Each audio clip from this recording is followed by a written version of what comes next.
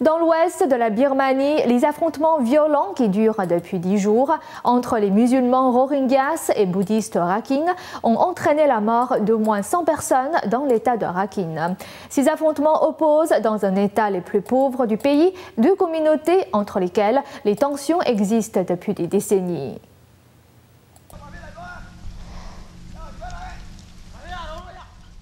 Après 6 jours de violence sectaire dans l'ouest de la Birmanie, les survivants Rohingyas disent craindre l'intensification des violences dans la ville de Mrokyu.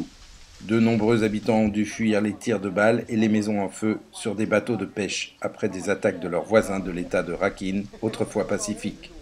Selon les Nations Unies, les affrontements entre musulmans Rohingyas et bouddhistes Rakhine ont provoqué le déplacement de plus de 22 500 personnes.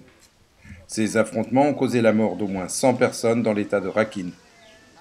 Les réformes du gouvernement civil remplaçant l'ancienne junte militaire au pouvoir sont remises en question.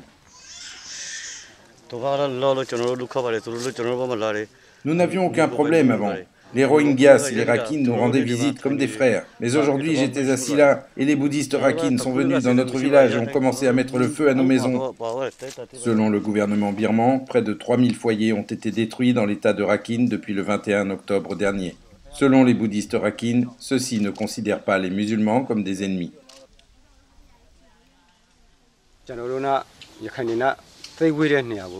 Je veux que les Rohingyas restent loin de nous. Même si nous ne les avons pas attaqués en premier, ils nous considèrent comme leurs ennemis.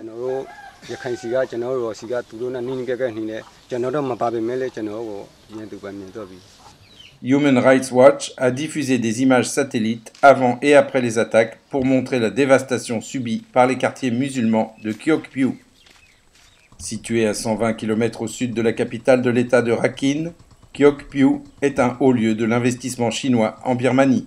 2 pipelines devront transporter du pétrole et du gaz naturel de la baie du Bengale vers les provinces occidentales de la Chine, toujours en recherche de nouvelles sources d'énergie.